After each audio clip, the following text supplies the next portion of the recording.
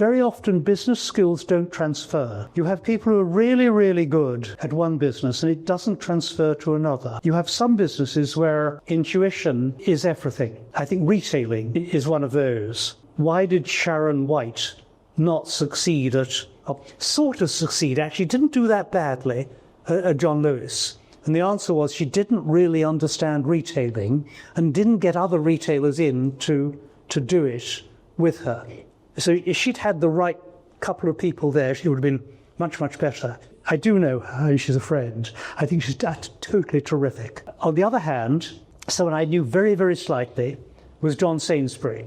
John Sainsbury was chair, and then David Sainsbury took over, his cousin. And David had gone to Harvard, and lovely man, still connected with the present government, lovely man, wonderful, one of the most generous people on the planet, but wasn't a retailer.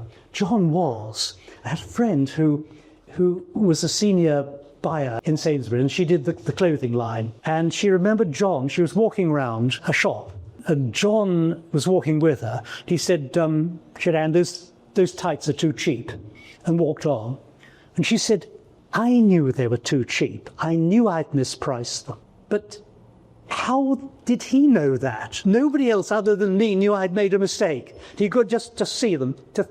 So he had that skill of knowing what looks right in a store and what it should be priced at. And then, of course, the business boomed, but actually having Harvard Business School skills doesn't give you that genius. With an editor of a newspaper, it's a very simple skill. You can have lots of nice-to-haves, but you have to have one thing which you must have. And the must-have is you want to have that intuitive feel for what your readers want to read in the morning. And nothing else really matters. If you have that skill, you put the right thing on the front and not the wrong thing.